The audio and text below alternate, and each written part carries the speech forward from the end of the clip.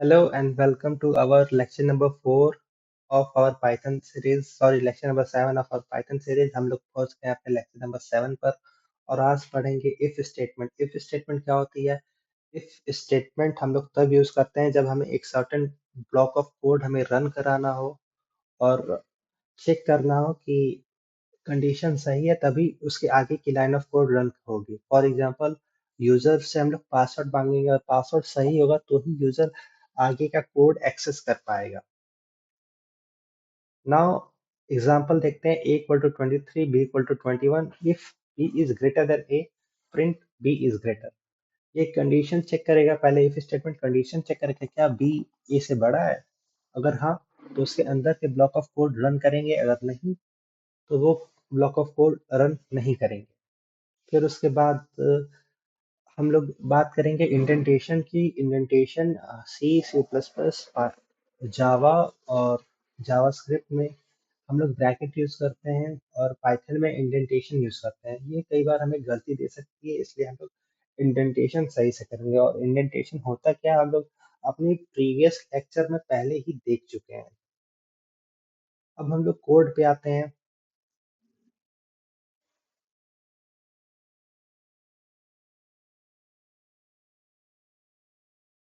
Lecture number 7 open with code.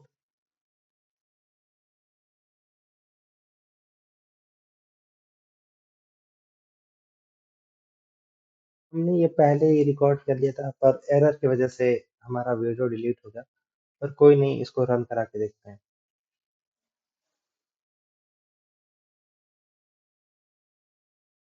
देखते हैं a is equal to 19 है, वेरिएबल को एज असाइन हो गया 19। और if age is greater than 18, ये कंडीशन चेक होगा। अगर एज 18 से बड़ा है तो एडल्ट प्रिंट होगा, अगर नहीं बड़ा है तो एडल्ट प्रिंट नहीं होगा।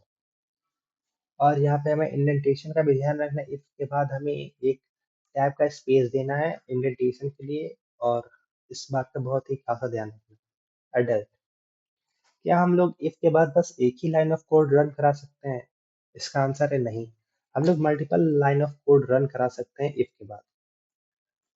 जैसे कि हम लोग इसको भी देखते हैं, ये कंडीशन हिट होगा तो ये भी लाइन ऑफ कोड रन करेंगी। ये आउटपुट देख लेते हैं। देखिए ये भी लाइन ऑफ कोड रन की है। तो हम लोग समझ सकते हैं कि कंडीशन, इफ कंडीशन हिट करने के बाद एक लाइन नहीं, हम लोग पूरा एक लॉजिक ही डेवलप करके लिख सकते हैं, पूरा एक होल लॉजिक। और आगे बढ़ते हैं। Multiple statement in if in if block ये पढ़ लिए हैं। अब दूसरा, using variable in condition. Variable, देखिए वेरिएबल कंडीशन हमारे इफ कैसे ट्रीट करता है। हमारा इफ जो है वो वेरिएबल को बूलियन की तरह ट्रीट करता है, या फिर उसकी वैल्यू ट्रू होगी या फिर उसकी वैल्यू फॉल्स होगी। मोस्ट ऑफ द केसेस में वैल्यू ट्रू होती है, लेकिन सम ऑफ द केसेस में बूलियन वो बोल मतलब वेरिएबल को वो फॉल्स ट्रीट करता है। कंडीशन क्या है? जीरो, एम्प्टी स्ट्रिंग, नेम या फिर फॉल्स। इसका भी कोड देखते हैं। इसका कोड यहाँ पर है, इज लॉग्ड इन। इसको अनकमेंट करते हैं।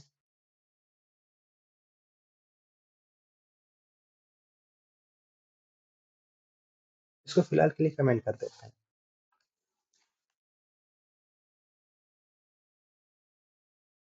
अब इसको रन कराते हैं। यूजर लॉग्ड इन, ऊपर की लाइनें कमेंट कर देते हैं फॉर द क्लियर अंडरस्टैंडिंग। अब रन कराते हैं। हमारा कोड रन हो गया। सो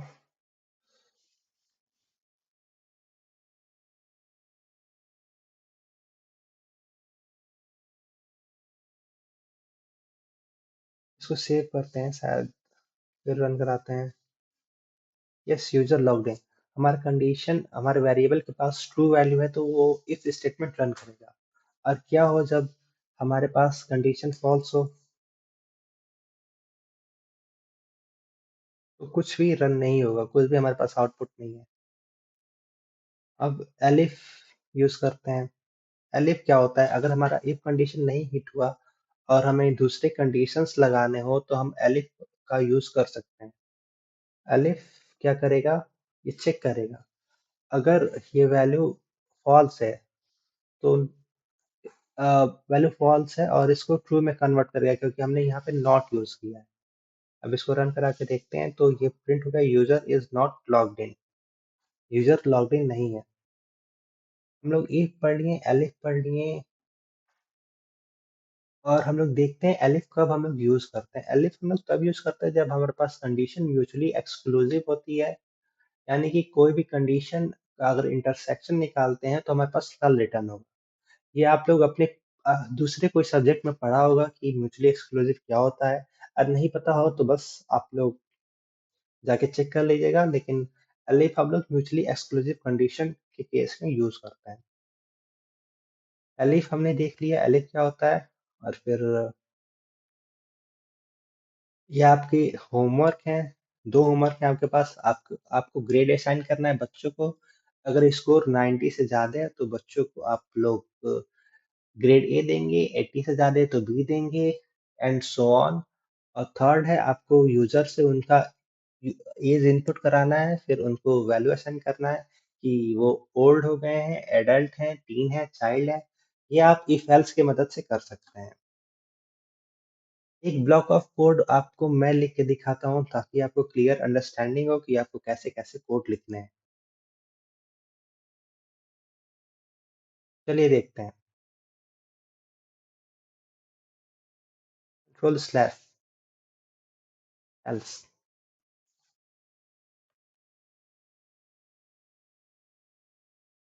एल्स क्या होता है? एल्स हम लोग तब यूज करते हैं जब हमारे पास हमारा इफ ना इफ रन हो ना एलिफ रन हो, और एल्स एल्स को रन कराना हो।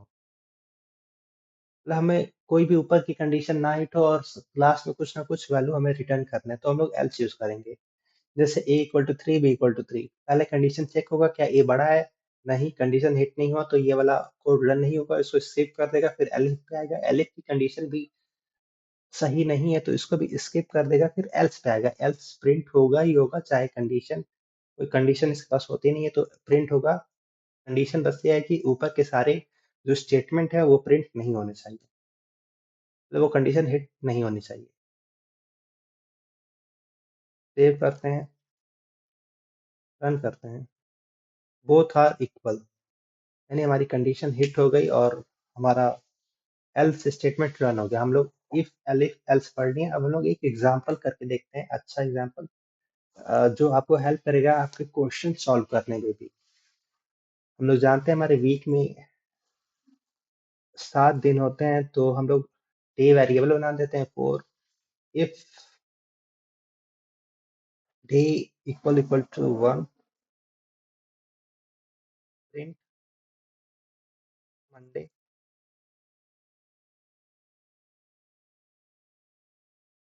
Else sorry elif day equal equals to 2, print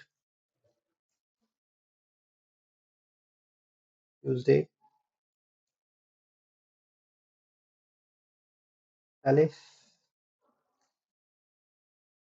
day equals to 3, print Wednesday.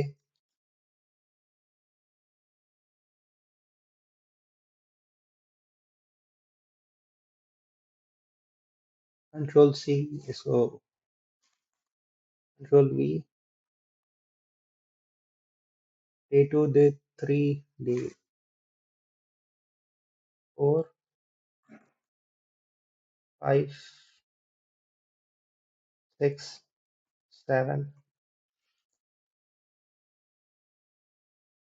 Else print invalid number.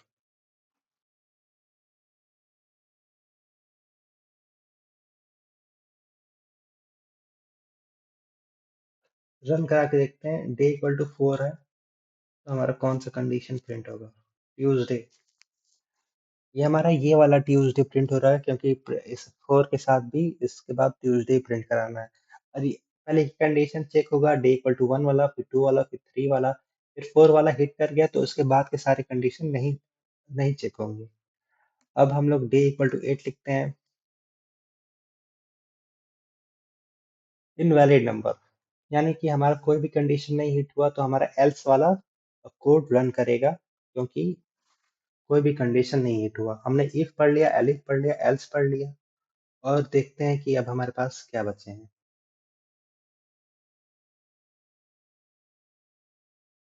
हमने एल्स पढ़ लिया, अब देखते हैं शॉर्ट हैंड इफ क्या होता है। शॉर्ट हैंड इफ मतलब कि हम लोग इफ को कैसे छोटे से पार्ट ऑफ कोड में लिखेंगे। इक्वल टू 5 है, बी इक्वल टू 2 है, if A greater than B, print A is greater than B. ऐसे हम लोग छोटे से भी इफ लिख सकते हैं, लेकिन हमें कॉलन को फिर से लिखना ही पड़ेगा, चाहे छोटा हो चाहे बड़ा। इसको हम लोग कोड करके देखते हैं, control slash comment A equal to 5, B equal to 3, 6, if b greater than a, print b is greater, run कराते हैं, b is greater यानी b बड़ा है, कंडीशन हमारी हिट कर गई, इफ कंडीशन हिट कर गई। अब लोग देखते हैं कि इसे शॉर्ट हैंड में कैसे लिखेंगे। शॉर्ट हैंड में क्या लिखने के लिए बस इसको कॉपी पेस्ट करना है और यहाँ प्रिंट करा देना है। ये भी प्रिंट हो गया। अब हमें एल्स वाला पार्ट भी रन कराना है, उसके लिए हम लोग क्या करेंगे, इसको कॉपी पेस्ट करेंगे, प्रिंट को कॉपी पेस्ट करेंगे, control C, back space, if, उसके बाद एल्स लिखेंगे, print A is greater.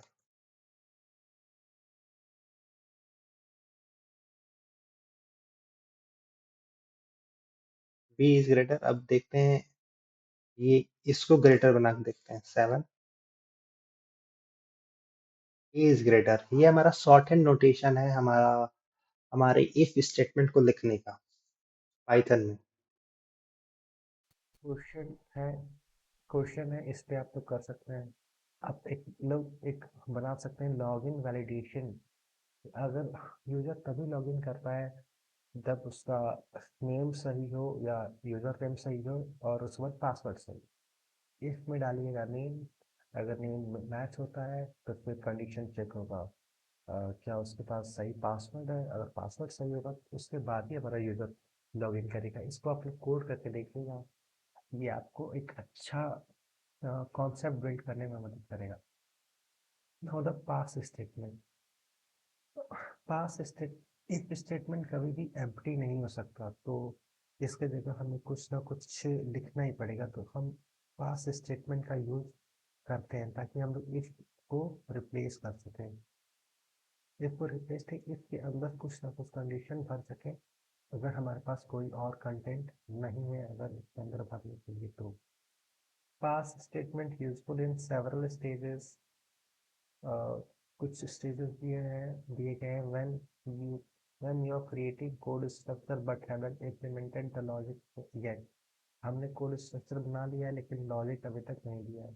when a statement is required syntactically no action, मतलब हमारा सिंटैक्स कोई एक्शन, मतलब हमारा सिंटैक्स कोई एक्शन की जरूरत नहीं है तो हम तो पास स्टेटमेंट यूज करते हैं। एक प्लेस होल्डर की तरह यूज़ कर सकते हैं ताकि हम लोग फ्यूचर डेवलपमेंट में इसको यूज़ कर सकें। और एम्प्टी फंक्शन में यूज़ कर सकते हैं, जो कि अभी प्लान किए जाना बाकी है, फिर हम उसे लेटर इम्प्लीमेंट करेंगे। जैसे ए इज इक्वल टू 16 दिया है, अगर इट इज लेस देन 18 है तो मान लीजिए इस कंडीशन को हम लोग स्किप करना अगर तो स्किप कर दें, और एल्स एक्सेस ग्रांटेड। हम लोग कोई कोड लिख रहे हैं, अगर हमारा एज 18 से बड़ा है तो ही हमें एक्सेस मिलेगा। लेकिन यहाँ पे कंडीशन चेक हुआ age greater than 18, less than 18, यानी ये कंडीशन ट्रू हो गया तो ये हमारा कंडीशन हिट हो गया।